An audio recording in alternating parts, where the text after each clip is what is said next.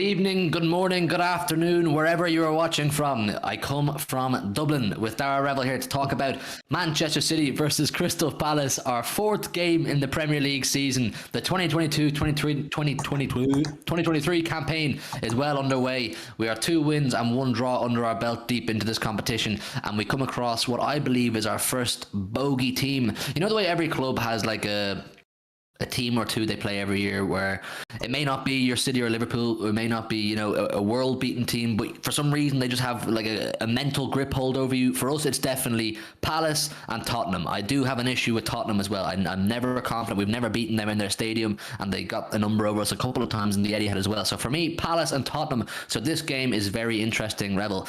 Palace in the Etihad tomorrow at 3 o'clock. Let's get into it. How are you feeling? It's a big game. I think we were talking about it even in the other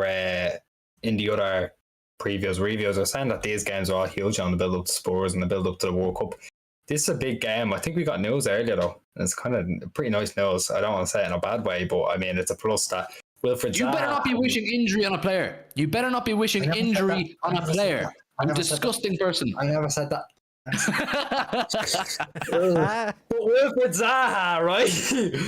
He's not playing, and he was kind of a thorn in the side, so to speak, last season. And I don't want to say it's a plus, but it's a plus. Listen, I must cut across you. I genuinely did not even realize that this was a 3-man stream and that Joe was a part of this stream. Joe, I owe you an apology. I can see him. He's on stream with us. Fuck off. Joe, you never said you were part of this. He folded. Listen, people,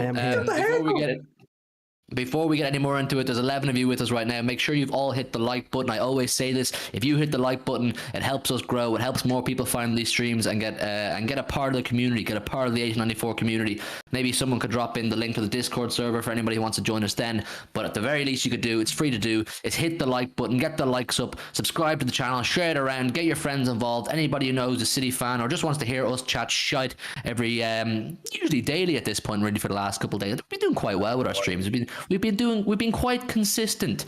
But yeah, listen, Joe, I said we were representing from Dublin, myself and Revel, but the man from Manchester, or a bit further north of Manchester, for those of you who don't know England very well, we'll just call Joe Manchester. He's with us as well. So it's not just Dublin speaking tonight.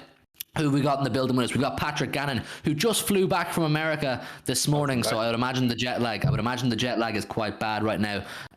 Big up Pat Gann. Dale says MCFC champions, Tala, Dublin, Ireland, 3-1 versus Palace. That's what I said on the Big Six show last night. I said 3-1 based on the fact that if we're being real, people, our defence is probably our worst looking area of the pitch so far this season, particularly against Newcastle. They were sliding balls through Ruben Diaz and the fullbacks that don't usually go through. So if we don't clean up in that area of the pitch, if we don't pattern up a bit there, we could be in for problems, because Palace seem to enjoy pressing high against us. Their idea against us is to basically play similar to the way Newcastle did, put pressure on us, get in our faces. So 3-1 for me, hopefully as well, Dale, if it goes well. Dudley Lewis is waving. Dudley, great to see you, my friend. Patrick says Ranelagh's finest. Yes, Ranelagh's finest. Dara Morley in the chat. Yes, Dara, hope you're well. He says, yup, the lads. Dudley says Zaha's out. Revel touched on that briefly. We'll get more into it though as to what that means. Zaha injured. Honestly, can't see them scoring. A lot of people talking about Zaha, and it is a big talking point. Oh, that's bold. Because Zaha was a big problem for us last season, obviously, when we played against them. Dale says, lovely if it's true. Listen, I am putting it on record right now. I am not, and I would never wish injury on a player. But talking about it in a football context, it is only going to benefit us, because Zaha, you have to give him credit, he's a very troublesome player. Dano says, please just watch the last game back. We didn't win because we were idiots in front of goal. We have a Norwegian robot up front. Now, yeah, but the thing is, it's all fine having a Norwegian robot up front in Erling Haaland, and if he's scoring goals, great. But if you're leaking goals all the time, it's gonna, you know, it's not gonna balance out the way you would like. Dara says, give over Daniel. Yes, lads, looking forward to the game. Kilo Statement says, I'd say 3-1. Joe, I asked Revel what his thoughts going into it were. How are you feeling, my friend? Well, I'm more confident now that I know that Zaha's out. There was that awful record of, I think it was over 54 3 o'clock kickoffs. We had only lost 2 of them, and they were both against Crystal Palace. So that is a fantastic omen to go into the weekend with. I mean, look, Zaha out, they've still got threats. They've still got the likes of Eze. He's been tearing it up. He rinsed Trent when they went to Anfield. Obviously, Odds and Edward, Mateta, he's been scoring off the bench. They've got a few decent players. Vieira's got defensively solid. He played a 5 when they went to Anfield, so maybe we can expect something similar there. That Anderson has been fantastic so far this season, and he managed to get into the head of Darwin Núñez and get him sent off. So obviously Haaland, hopefully he won't fold under any pressure. I mean, look, another comment, I think it was from Dan before, saying we've got a Norwegian robot in front of goal. It's all well and good. Like, he's got 3 and 3, so you can't really complain, but he did miss a couple against Newcastle. Like, you can't just say, we've got this Norwegian robot, he's going to score every chance. He's not going to score every single chance. Like, he is still human. For as much as we call him a cyborg and a robot, he is still human. I'm not too sure. I've still got my question marks. Go on. Test you, baby. Test you, baby. We'll call it that. I'd rather call him a cyborg, you know. He's made in a lab, man. He's made in a lab. But no, I'm pretty confident. I think, you know, we've conceded, albeit it was a charity game midweek, we've conceded 3 goals back to back. It's not very often that we go and concede 3 goals back to back. So, you know, I'm hoping for a bit more defensive solidity. Obviously, we're a bit light in that area to start the season. Ake's been ruled out. Laporte is still out. We actually have more fullbacks and centre halves, which is a wild turnaround considering it was the other way around for the start of the season. But I mean, look, sure, we'll go with it. We'll go with what we've got. I mean, you can only play what's in front of you, and you can only deal with the squad that you have. But still more than enough to beat Palace. Like, I'd expect them to be around mid-table and us to be challenging. And this is a home game. To give it to Vieira, man, he's doing a fantastic job, and he's been put in the same kind of bracket as other players who played around his era. You know, your Lampards, Gerrards, and these kind of managers nowadays who played in that sort of era. Vieira's by far doing the best job. He's by far doing the best job. He came into Palace having worked for City's under 18s. Wasn't he with New York City as well for a while? And Nice. He's coming to sacked from Nice. I'm pretty sure he got sacked from Nice. Well, either way, he came into Palace, he implemented his own style of play, he decided this was my philosophy, he got rid of players he didn't want, he brought in players he felt suited his system, and I know not having Conor Gallagher tomorrow is a massive blow for them, because let's be real, he was absolutely fantastic against us on both occasions last season. Conor Gallagher was unbelievable. He was putting pressure on our midfielders and our defenders, and some of them had never seen pressure like that before. The way he moves around and the way his endless energy, he's got that kind of Bernardo Silva-esque energy, Conor Gallagher. So the players like De Bruyne and even Bernardo on that day and those kind of days, and Rodri were getting pressed in a way they weren't used to. And I keep saying it over the last few weeks because it's becoming an increasing issue, is that teams naturally in football will work out how to counteract your style of play. When there's a team on top like Pep's Barca team or Klopp's Liverpool and now Pep's City, everybody wants to figure out how to play against them. And the initial thought process was, we'll sit deep, we'll play a low block, we won't really play for a win, we'll try and nick a chance or two and get a goal or two and see can we pull off a draw or maybe some crazy win. And no, that turned out not to be the case, because we started pumping teams 4 and 5-0 and going on mad 14, 15 game winning streaks. Now it's starting to become a bit more obvious through performances against the likes of Liverpool, Southampton last season. Palace is the team obviously in question tomorrow, but they are one of the teams that help the world see how you stop Manchester City Football Club. It's you get on the front foot, you go blow for blow, you take the risk that you'll leave space in behind, but you're willing to take that risk because it's a high risk, high reward. You're willing to take that risk on the basis that you're more likely to score. So it's a case of they don't lie down to us. Palace don't lie down to us. They get in our faces, and that's something we should be wary of. And when we're bringing in previous performances into this conversation, into the context of this game tomorrow and the season we've seen so far, you'd have to be worried about a team getting up in our face. Like you said, the injury crisis in defence, no Laporte. Stones is semi-fit at best, and Bete is not fit.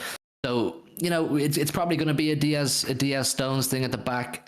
Diaz hasn't looked great. I don't like not praising Diaz. I don't like discrediting him or slating him, whatever you want to say, because I think he's still a fantastic player, and he will get better, and he's a leader, and you want those personalities in the dressing room.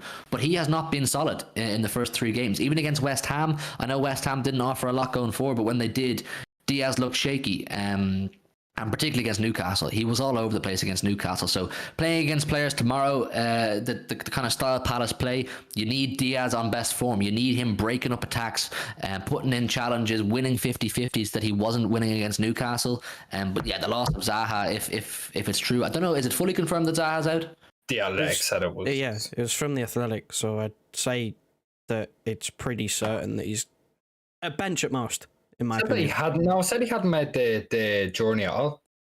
He's out then. Yeah, it's from the Athletic, so they're pretty reliable. So I would take it as he's out.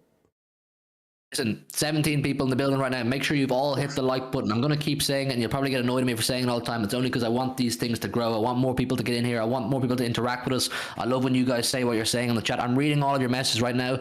I'll read a few of them out when I think there's one relevant to what we're talking about at the time. So make sure you've hit the like button and you've subscribed to the channel. Yeah, the main talking point, I think, from Palace's perspective is no Zaha, because he caused us a lot of problems. I mean, Zaha should have, against Liverpool, scored 2 or 3. He got in behind their leaky defence a few times and should have scored 2 or 3. But he didn't, because his finishing wasn't on point. And that's probably the difference in Zaha as to why he hasn't played for a top club, because the guy has everything. He has the heart, he has the technical ability. He just can't seem to finish when he gets all those. He needs 4 chances to score 1, but the thing is, he could get those chances against us that he got last season, and he's more likely to score them, you would think, tomorrow.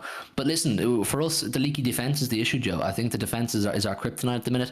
Like, people are putting so much, almost pressure on Haaland to just simply score so many goals that no matter what the opposition score, it doesn't matter. And it's probably unfair on him as a player who's only here a couple weeks, really, at this point, to have that pressure. The defence need to pattern up. Yeah, I mean, we've gone from 2 clean sheets out of 2 to start the season. I'm not counting the Community Shield because, I mean, we were absolutely all over the place, just friendly. Come on. But, you know, clean sheet against West Ham, clean sheet against Bournemouth, and then you go to Newcastle, and then obviously Barcelona, again, doesn't really count. It's a charity match. No one was really fully trying, but 3 goals conceded, and 3 goals conceded again. Like, it's not great. It's something that, I mean, it was 3 against Liverpool as well. Like, Christ.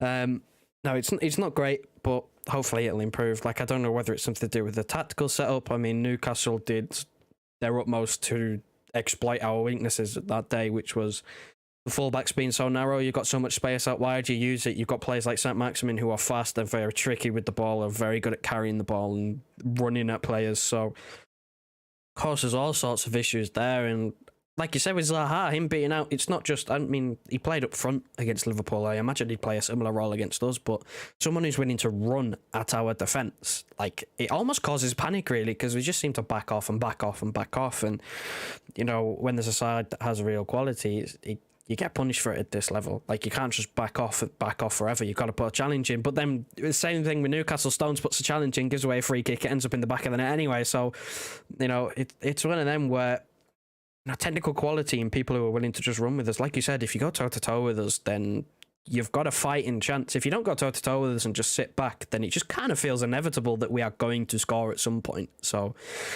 I think, you know, hopefully we'll get over it. Like I mean, Zaha is the biggest thing in this game. He ran us all over the place. I think he will exploit, similar to how he did against Liverpool, in the channel in between the fullback and the centre half, because the fullback goes so narrow that there's so much space out wide that if they've got any sort of decent wide players like Zaha would be, then they could really hurt us. But I think the next threat after that is probably Eze, who I know he's coming off a long-term injury. He's not so much quick, but he's still a very technically gifted player. So again, it'd be interesting to see how they set up, because like you said, toe-to-toe seems to work, but they went with a 5 at Anfield, and that also worked. So, be interesting to see. He clearly has a lot of dynamics in his locker, Patrick Vieira. He's clearly a very astute manager. He's great at adapting his system and getting his players to work in different systems depending on the situation. But you mentioned Eze there. He's a player I rate very highly. He's a player they've thrown into midfield essentially to take up that Conor Gallagher role, but he's also a very different player. Conor Gallagher was a endless energy bunny, whatever you want to call him. Like I said, he's got that Bernardo Silva-esque energy, but Eze is a runner. Eze will take on players and he'll beat 2 and 3 at a time. We saw that against Liverpool. He was making a fool out of Liverpool's midfield at times, Eze. I don't know, is Olise fit? I know he had an injury for a while. He's a player that I rate quite highly as well. He's fast, he's got tricks.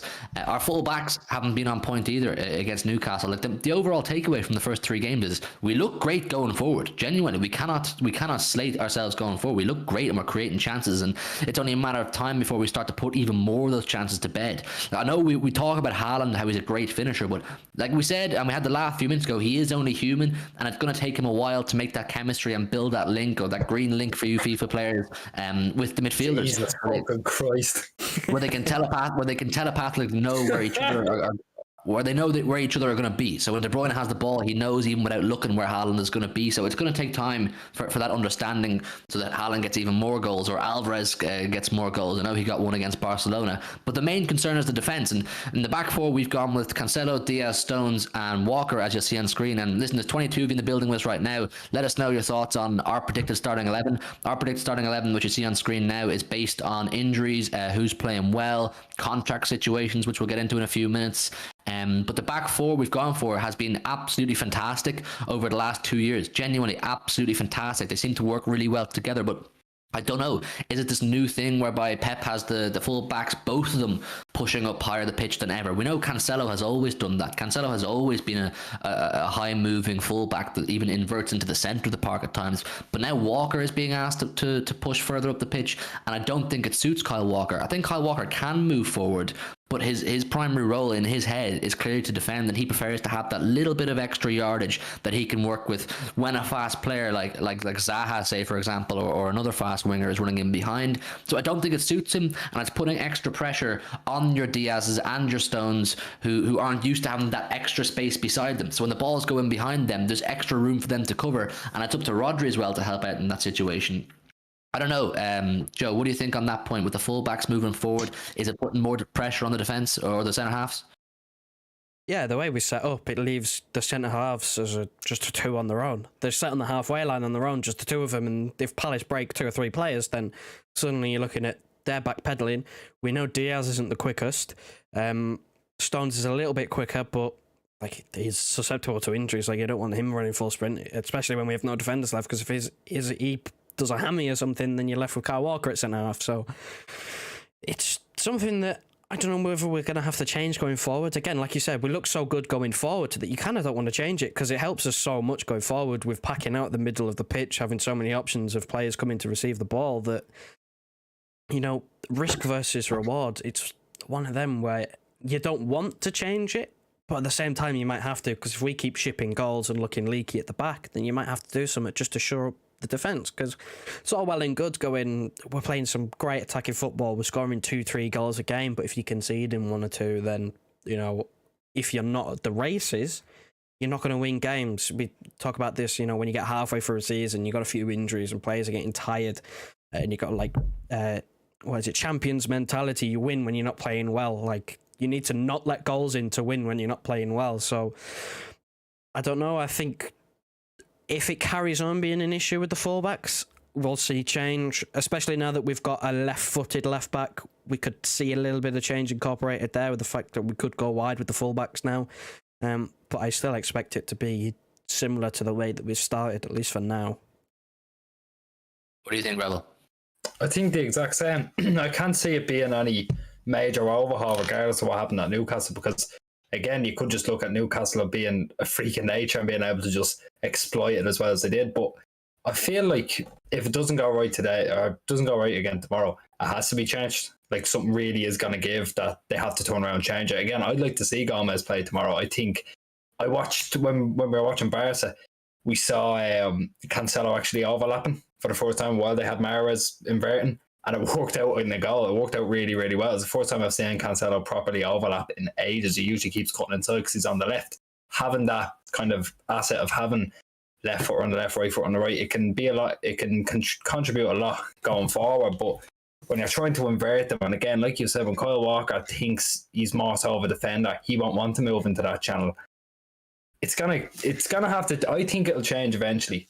I don't think it'll be a particularly big problem tomorrow, but I do think it'll change eventually. And to be honest, I want to see a change because I just think it's too leaky.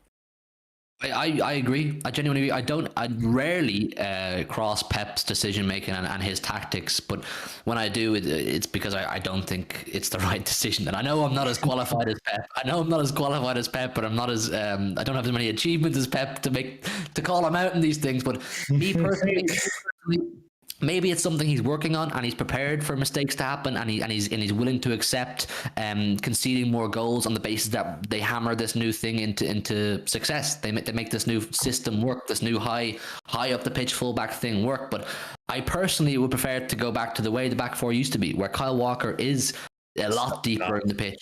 Yeah, a lot deeper in the pitch, and Cancelo can go and do his thing. But that would mean that Cancelo can't overlap then, because it's also putting more pressure on Rodri. I mean, Rodri, who has been arguably our best player for 12 to 18 months consistently, he hasn't looked great either. Like, why is it a thing that all of our defensive players aren't looking great when we're under defensive pressure? I mean, going forward, Rodri still looks fantastic, which is what he always has. He's great at controlling the ball, controlling tempo, almost in a way that the defensive midfielder shouldn't be able to, but he can because he's that good.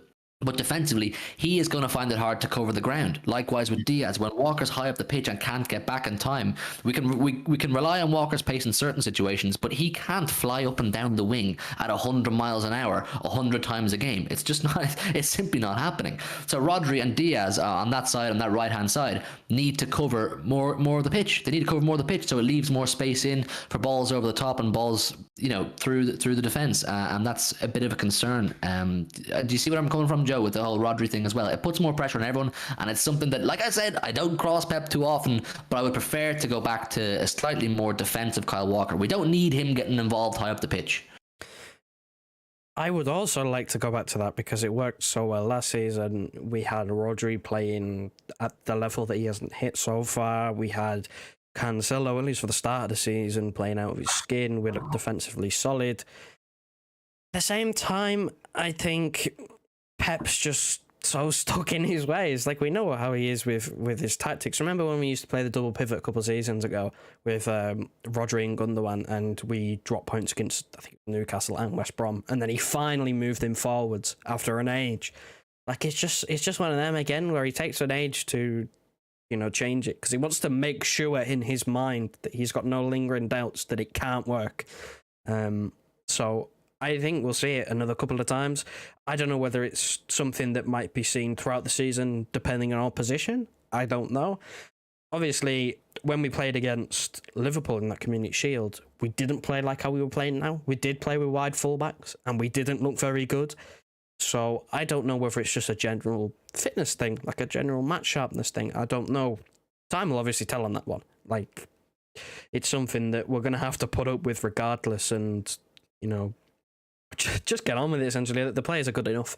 If the system doesn't work, you change it. Like, if we start dropping silly points, like, you could say Newcastle was a silly point, but if we start dropping silly points, then yeah, you've got to make a change. But for now, I'd stick with it and see if it works, because we look so good going forward that if you could show up at the back, then you're onto a winner. I think that double pivot that you spoke about, the Gundo Rodri double pivot that everybody hated so much, was the most recent time. It's the last time that I ever went, listen, Pep, please change this up. It's getting ridiculous. It's not working. It's taking away from our attack, which was our main thing. But yeah, I think, whilst I am saying I would rather go back to our original defensive setup, I do think what he's going for can work in games. Particularly, we saw it against Bournemouth, where teams that do the opposite to what Palace do, that do sit back, play a low block, and hope for the best, hope we don't score 4 or 5. You can't let Walker go up the pitch, because there's no one going to get in behind him. There's no one trying to get in behind him. You can't let him go up the pitch and do his thing and get involved and have more players involved in the attack. But tomorrow, I promise you people, the way Palace played, the way they played against Liverpool, the way we've seen them play so far this season and against us in previous games, they simply won't sit back. If Patrick Vieira sets up his team tomorrow to sit back and just soak up pressure for 90 minutes, I'll be genuinely gobsmacked. So that's why I'd be a little bit more cautious of allowing your fullbacks to fly up the pitch and leave the two wide channels in the defensive areas completely exposed for Rodri and the centre half to move and cover. It's a bit of a tricky one. I think, like I said, in certain games you can go for it. When you play against your teams that sit back and don't come up in our faces and go blow for blow, if you like, fire away, send the fullbacks up, send in the artillery, do their thing. But no, when you have to be a bit more cautious and be a bit more defensively aware because your opposition can pounce and cause problems, don't do it, is what I'm saying. But listen, Pep's the man, he'll make his decision. Dano says, Newcastle made Rodri look bad, Hugh. They didn't let him play. That's the thing. These types of teams won't let us play in midfield the way we're used to. We are so used to, year in, year out now, week in, week out, dominating the middle of the park.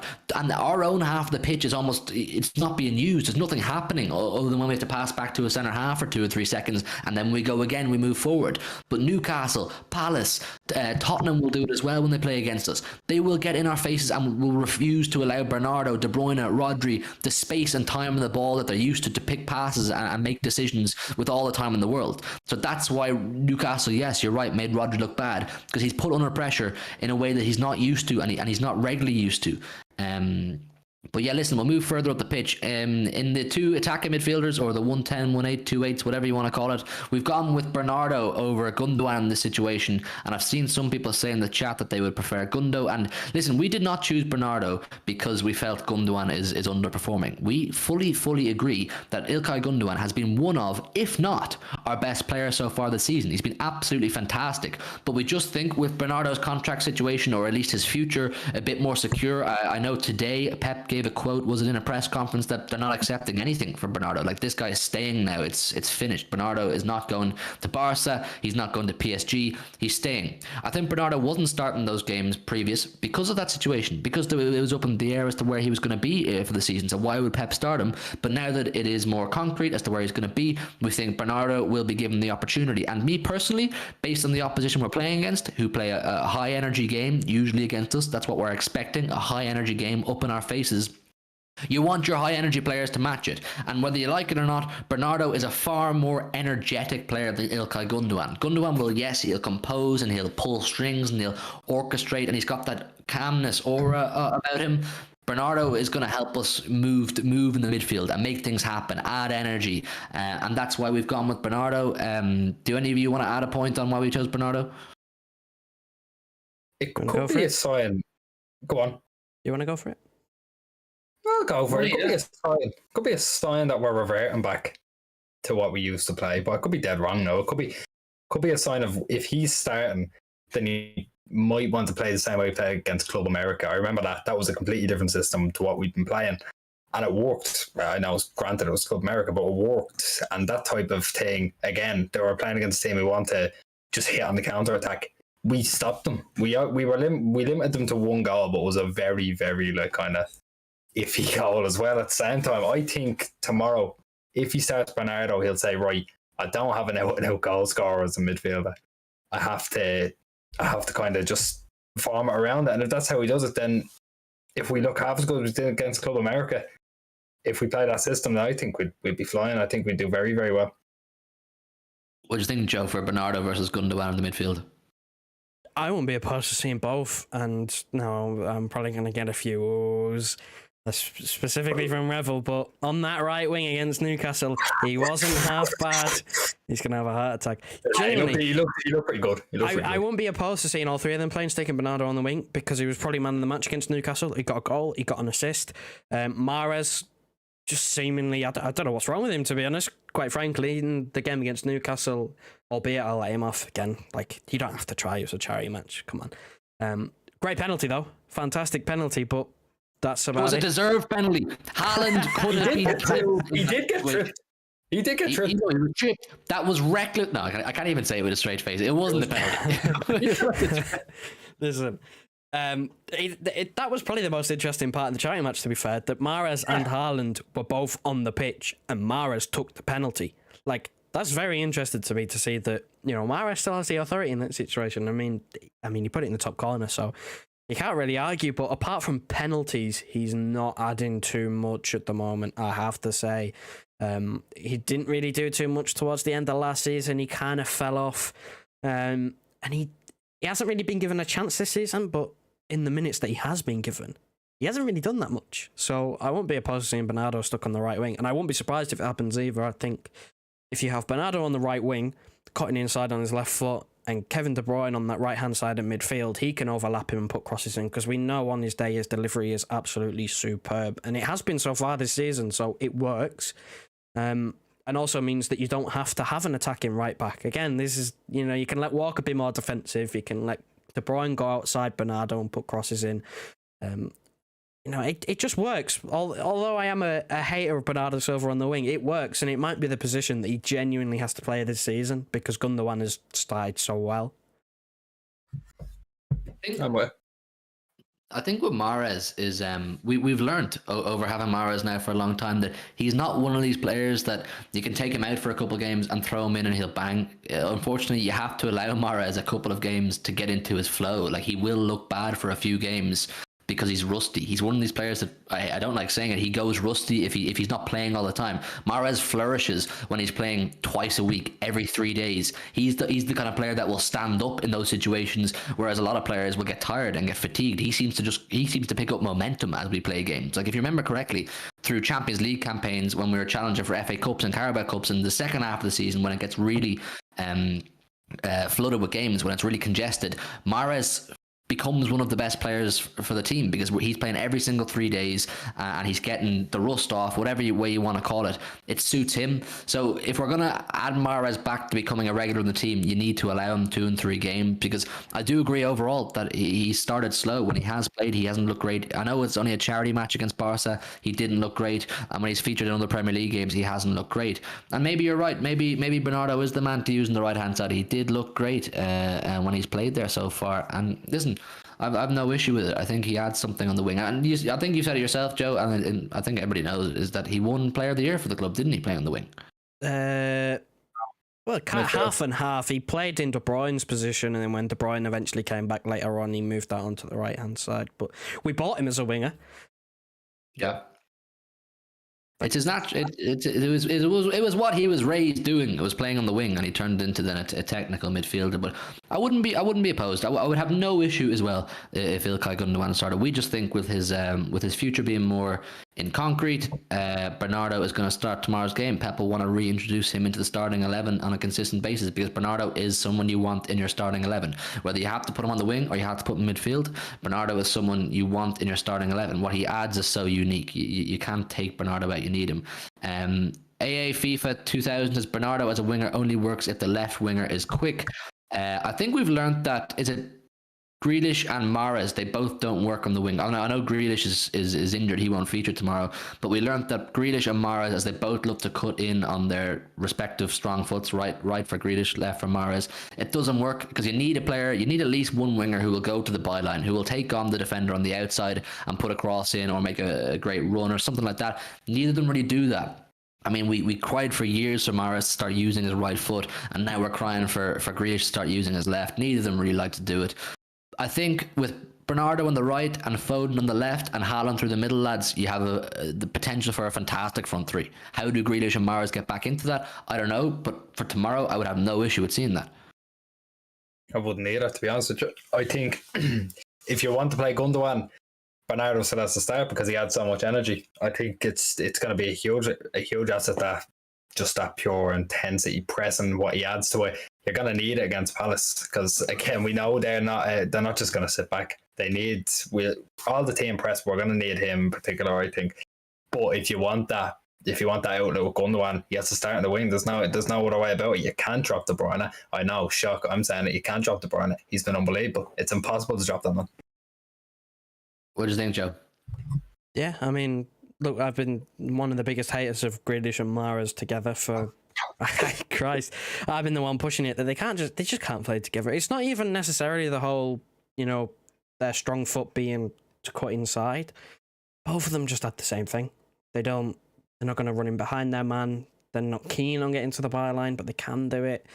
It's just something where it's not dynamic enough. They're the same thing pretty much. Like when you don't have overlapping fullbacks, like we don't have overlapping fullbacks, there's no threat in behind whatsoever, apart from Haaland. And if they just crowd him out, then that avenue's gone as well.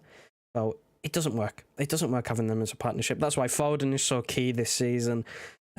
Because regardless of which side he plays, he's just quicker. He's just got a burst of pace about him that the other two don't have. Same thing with Bernardo Silva. His acceleration, maybe more than his long distance. Like his willingness to just run at people, his dribbling ability as well is just top tier. He's willing to, even if he's found himself on the right hand side, he doesn't use his right foot that often, but he's still willing to get to the byline. So it's not necessarily a speed thing. It's a willingness to run at their play. We've seen Mahrez and Grealish at times, they just jockey their man, they sidestep, they pass it inside. Like, that's just been the reoccurring theme. And I think, Grealish being injured, it's unfortunate. I think he's had quite a good start to the season this season, in my opinion at least anyway. Still yet to register a goal or an assist, but he's had a good start to the season, so I think it's unfortunate.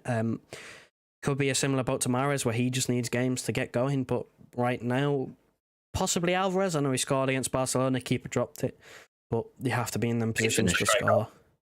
It's a very good goal. Great finish, goal of the season. Now listen, you're right. You need one winger, at least one winger anyway, who will keep the width. You can't have both wingers cutting in and closing down that width. You need one player who'll go out the outside and offer something different on that side of the pitch, because what we do is we move from side to side. You need one person who will offer one thing, which is unpredictability, and you need one player who will offer directness, which is what Jack Grealish offers. And on the Jack Grealish thing, actually, before we go into it, there's 27 in the building. I'll keep saying it. I know it's probably getting annoying. Hit the like button, people. Get the likes up. Get it up to 30. We're six likes off 30. 6 of you definitely haven't hit the like button. Get it up to 30, people. That'd be massively, massively appreciated. We appreciate all of you coming in and giving your thoughts. Getting your score predictions as well, people. We're going to give score predictions very soon, and we want to hear yours before we give ours. Campbellman 55, good to see you, my friend. He says, why can't we try Foden, Haaland, Alvarez? I want to see it. I think it is something we will see. With Julian Alvarez, it's a bit of an interesting one. I don't think Alvarez is a player that Pep sees as a starting 11 player just yet. Alvarez is definitely one for the future, but not in the same sense as, say, Cole Palmer or Phil Foden a couple of years ago. He is a player that Pep sees with a lot of raw ability and a great eye for goal, which is everything Pep wants. It's almost like when we first got Jesus. Similar ideas. You want to mold this player. Pep's going to treat him like a project, is essentially what Alvarez is going to be. We will see Alvarez play in a number of positions. I bet you we'll see him play all across the front three at times, but will he become a starting 11 player? Right now, I don't know. I don't think so personally, but watch this space with Alvarez. I'm absolutely certain he's going to be absolutely huge, but just let Pep look after him. Let Pep mold him into what he wants him to be, and that's what we'll see when the time comes, and we'll say, yep, that was the right decision. Dano says, Alvarez is not a winger who holds the width. He likes to move more centrally. That's the thing with Alvarez. He is a central player. His natural instinct is to gravitate towards the center because he wants to be in front of goal. He likes to be in that goal mouth. He wants to be in where the action is. But I can see Pep, like I said, in that process of molding him into the kind of player he wants him to be, telling him to hold the width, because what Alvarez does have is pace. Alvarez will be able to and can take on players, so I can see him playing out wide and becoming that sort of player. But right now, if you put Alvarez in the wing, his natural instinct, like I said, is to gravitate towards the penalty area. He wants to be in there, he wants to be in the thick of it, and he wants to get goals. So give that one a bit of time. People saying 2-1, people saying 3-1. People are convinced we're going to concede, and that's kind of my thought process as well. Last night in the Big Six, I said 3-1, and then when I found out Zaha wasn't playing, I was kind of a little bit more confident that we won't concede, but I still think we'll concede. I still think I'm going to stand with 3-1. I'll give you my prediction now, and you guys can give yours closer to the end of the show. Dana says, I'm not predicting Palace, and I'm not predicting Spurs. I learned from my mistakes. Okay, yeah, they're tricky games. They're definitely bogey team. Nice with the graphics, Joe. I see that. But yeah, moving into the front three, as you've seen, we have gone with Foden, Haaland, and Mahrez. We think Riyad Mahrez has had a slow start to the season, like we spoke about. But if you want to get him back involved and you want him to be ready for the big games, which are upcoming, the really big games, we've got Arsenal in a few weeks, we've got United in a few weeks, the Champions League games coming up, and whether you like it or not, you want Riyad Mahrez in tip-top form for those games. You have to let him get the rust off, get it shaken off, and get back into his groove, because we know we can't just sleep on Mahrez right now because he's not playing great recently. He will bang this season. He has too much experience, too much ability, and too much quality to not bang. I have full faith he will. What do we think? I want to have a conversation about Grealish as well, a proper conversation, because I saw some videos today about people talking about Grealish that really pissed me off. But on the Mahrez thing and the Foden thing, how do we think that could play out? We've seen it for a while, but I mean, it comes down to what it's going to be like with a striker. I like Foden on the left. I like having that bit of pace to keep the width, like you said. And having Mahrez, who's just a goal scorer, is what he is, not really a creator, whereas Foden can do both. Having Mahrez there at the back post, he can nearly offer I don't want to say a Sterling role, because they're two very different players, but he can be there at the back post and just put it in. If, like, let's say all goes wrong, Haaland isn't there, Mahrez can be there to score that. I'd be more confident in him than anyone else on that pitch other than Haaland, to be honest with you, when it comes to scoring in that kind of system. And that's what we're going to do. We're going to be trying to create a lot, putting it back into the box. So having a player there that can play off Foden's ability of being able to keep the width, I think Mahrez would be, I don't want to say ideal, but I think Mahrez will be able to execute it pretty well. Joe? Now, the thing is, when we initially signed Haaland, the whole talk was he'd obviously, when the time Sterling was still at the club, he was going to elevate Sterling, having a striker next to him, taking the pressure off, having someone that he can hit in the box from the byline, and that he was obviously the talk was he was going to decrease Mahrez's output because Mahrez was our top goal scorer. And when you factor in we now have someone who is going to take over that mantle of being the top goal scorer, or you'd think would, be the top goal scorer, Mahrez's output is going to decrease. And when you look past his output, he can sort of drift through games. There's a lot of times where he just pops up with a goal. So I don't know. It's a tricky one where, again, I'm still giving him time. I'm still not calling him washed or finished or anything like that. I'm not jumping the gun yet, but it's something that if he's not getting goals or assists, then these performances where he does drift, they will just surface more because there's no output to them. So hopefully I'm wrong. Again, I do agree that if anyone else is going to take a chance, it's like him or De Bruyne. Like De Bruyne is one of the most true strikers of a ball that I think I've ever seen on a football pitch. He can side foot a ball from 30 yards, put it in the top corner. Mahrez just adds that little bit of precision, obviously, when he's going, which is yet to get this season. But like Foden and Mahrez, it works again because you've got the two contrasts. You've got Mahrez who wants to come inside and possibly get in the box and not hit the byline. You've got Foden who's willing to run a bit more at his man. Hopefully he'll actually, square it to Haaland this time. Yeah, I'm not willing to take a third time lucky on this situation. Just roll it back next time, please, mate. But no, I've got no problems. It's worked in the past, so there's no reason why it can't work now. Once everything clicks, we've been saying this for ages. Once everything clicks, we'll be fine. It's a little bit rocky at the moment. Yeah, that Foden thing is genuinely really frustrating because it's not like him. It's not like Phil Foden to play like that, to go for the chances when there's someone in a better position. Phil Foden was born and raised as a footballer playing in Pep's system. We know fine well that Pep has influenced the way the whole academy trains, the way the whole academy plays. He has every single team from under 10s or whatever it is, right up to the first team playing the exact same way, so that if he does need a player or to call upon an EDS player or a younger player to come into the first team, they know exactly what is required. They know exactly what he wants of them. So for Foden to now be doing this thing where he's not cutting it back is frustrating, but we know why. We know exactly why. Phil Foden said at the start of the season in an interview that he really wants to improve his goals and assist output. He's probably seen the stick and the slander Jack Grealish gets for not hitting the stats that he should be getting, and Foden is probably a bit cautious, a bit worried that he might fall into that, which I don't think he ever was going to. His stats are generally pretty good, but he wants to be hitting really high stats, lots of goals, lots of assists. But to do that, you need a balance of being selfish but also picking your moments. He could have easily had 2 or 3 more assists on his record right now this season if he just squared it for Haaland. So I hope that Foden can work on that element of his game. Colby McDowell says, think we'll kill this game off. We learned from our mistakes versus Newcastle, letting them back into it. Feel like we'll score in the first 15-20 and just absolutely kill the game tomorrow. I hope so. I hope that's the case, but I feel it's going to be a bit more of a test than we're possibly giving it credit for. Or maybe not that we're possibly giving it credit for. I think it is going to be a big test. I think Palace, regardless of whether it's in Selhurst Park or in the Etihad, is a big problem for us. But yeah, I wanted to talk about Jack Grealish. I was watching, and I'll name drop, I saw True Geordie was doing a podcast or whatever with the kickoff, and he absolutely rinsed Jack Grealish. He has quite clearly a massive agenda for our £100 million man. How do we assess Jack Grealish so far this season? Me personally, I think he's been good. I think he's learning and he's doing what's required of him.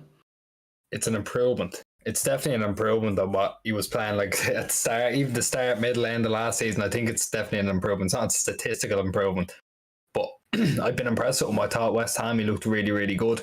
I don't think it's a coincidence, however, that when Foden's on that right hand side, that he looks his best. I think that could be the setup. I think if you're going with an attacking trio and Foden kind of pairs up a little bit, I think Foden on the right hand to the middle with Grealish on the left, I think that could be perfect because, again, I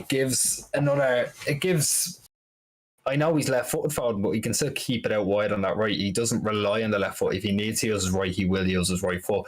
I think that can only benefit Grealish. That's why Grealish and Mahrez doesn't work so well, because Mahrez is such unwilling to use his right foot, same as Grealish is unwilling to use his left foot.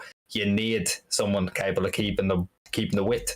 Again, we keep going back to that. You need someone who's able to keep the width. If Foden's on that side, that's when Grealish flourishes. And he wasn't getting a lot of that, if any of that, last season. Joe, how do you assess Grealish so far? He's had a good start to the season. Like, let's be real. Without, directly having the numbers that say he's contributed, he's had a good start to the season. He's played overall well. And it's not one of them where he looks good in moments. Like, he's looked good whenever he's got the ball. Obviously, maybe he had a flick through what people were saying after that Community Shield and maybe changed up his game a little bit because he's a completely different player. Obviously, it'd be nice, well, to have him for one, that'd be nice. The reason he's out is because he got absolutely crunched against Bournemouth.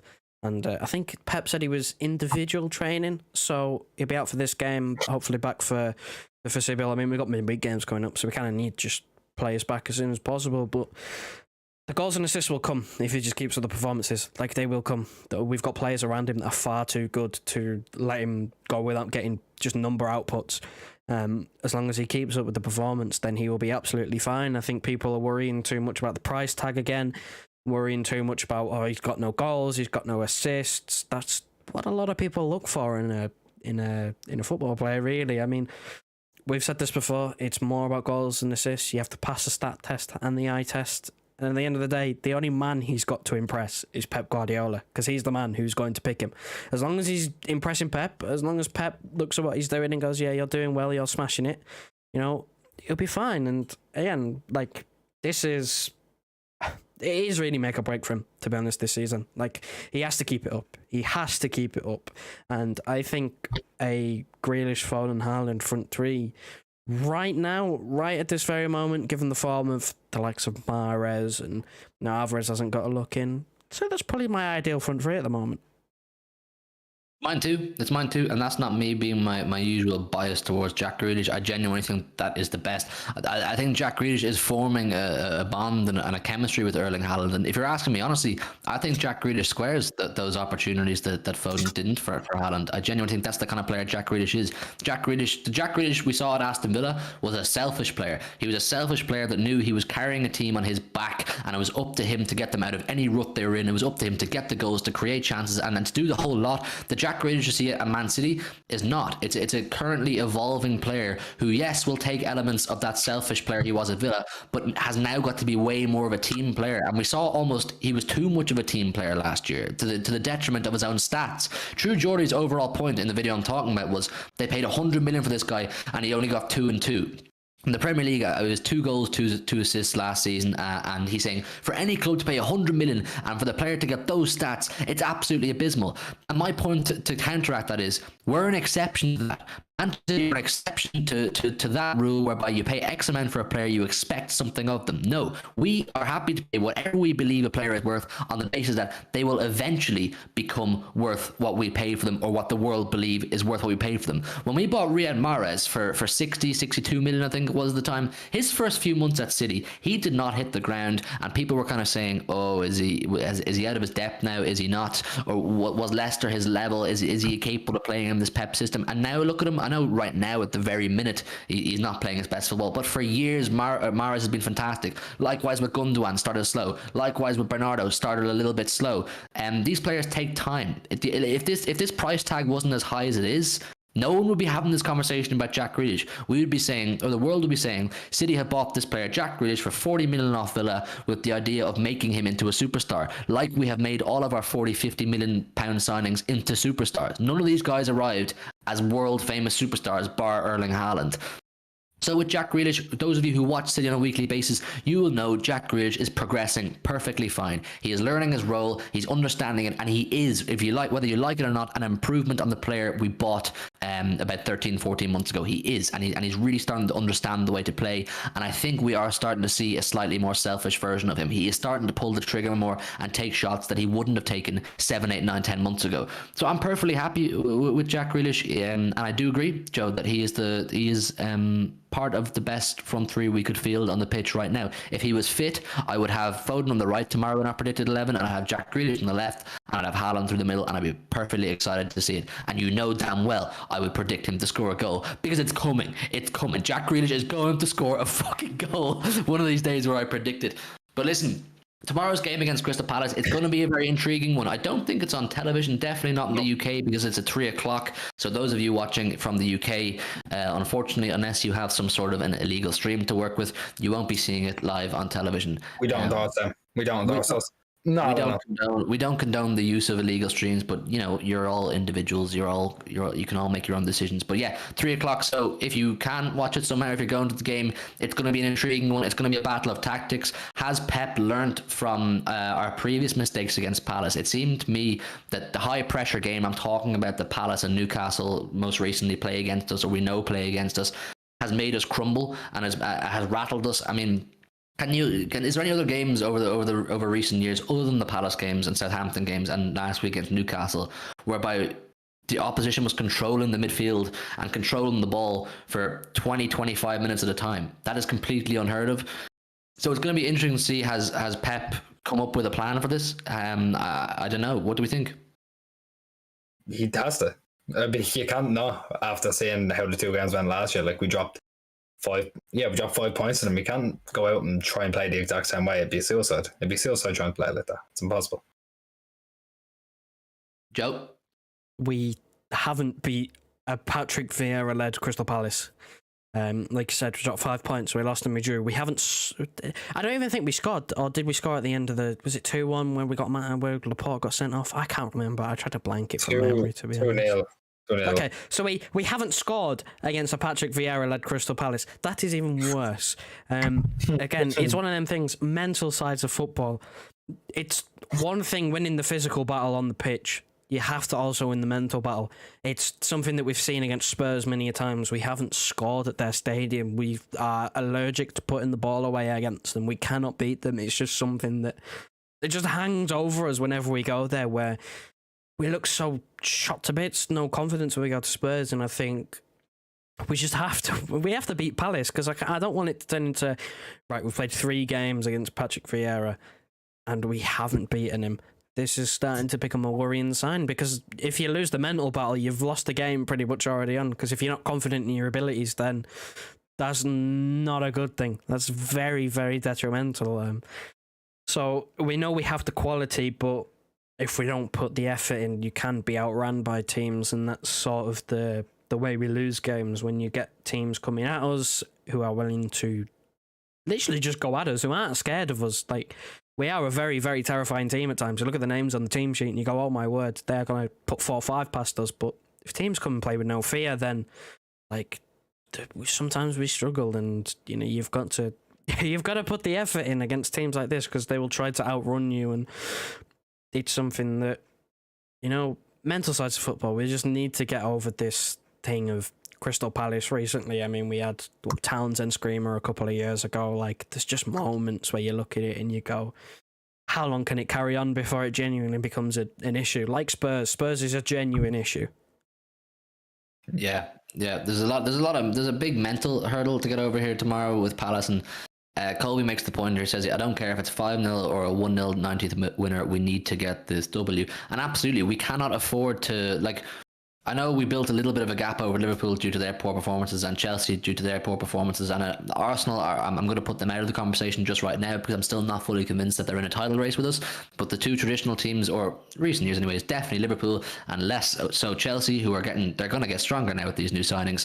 We've built a bit of a gap over them, and it would be an absolute travesty to slip up on that gap further after the Newcastle game to Crystal Palace tomorrow. It really would be a disaster, because it would just ruin momentum. It would become a psychological thing, and overall it just would be really poor to do so. So getting the 3 points tomorrow is absolutely massive. Listen, people, we're 1 like off 30. Could one person hit the like button or get the like up? If you haven't done so already, hit the like button. It helps us massively. We're going to wrap it up now in a few minutes. We're going to do our score predictions as we always do at the end of a preview. Rebel, what are you saying for Palace City tomorrow? 2-0. 2-0. Who's your goal scorer? No concessions here. Just 2-0. And I think De Bruyne will score 1 or 2. Joe. Wow, 2-0 De Bruyne. Well, I'm going to go 2-0 as well. I was thinking 2-0, and I'm not going to change now just for the sake of, you know, he said it. In terms of goals scorer, I saw a few Rodri screamer shouts, and we are due one soon enough. He usually gets 3 or 4. I'm not going to predict Rodri though. I think I did predict Rodri once last season actually, and he didn't score. So never again. Joe. Listen, I'm going to go for a Foden goal. He's going to shoot and he's going to score this time. Instead of squaring it, he is actually going to score instead of miss. So 3-1 and a Foden goal. 2-0 Foden goal. 2-0. My prediction was 3-1. My head's all over the place. I've been working all day, people. Bear with me. 3-1 from me, and I'm gonna be boring. I'm gonna say a Haaland goal because I think Haaland, with the high press game, that Palace play, I think it will leave them prone to giving us chances in behind, and Haaland is just the man to capitalize on that. So there's our score predictions up on screen, as you can see right now. Get in your score predictions. Let us know what you're saying. We're going to wrap it up now in a few minutes.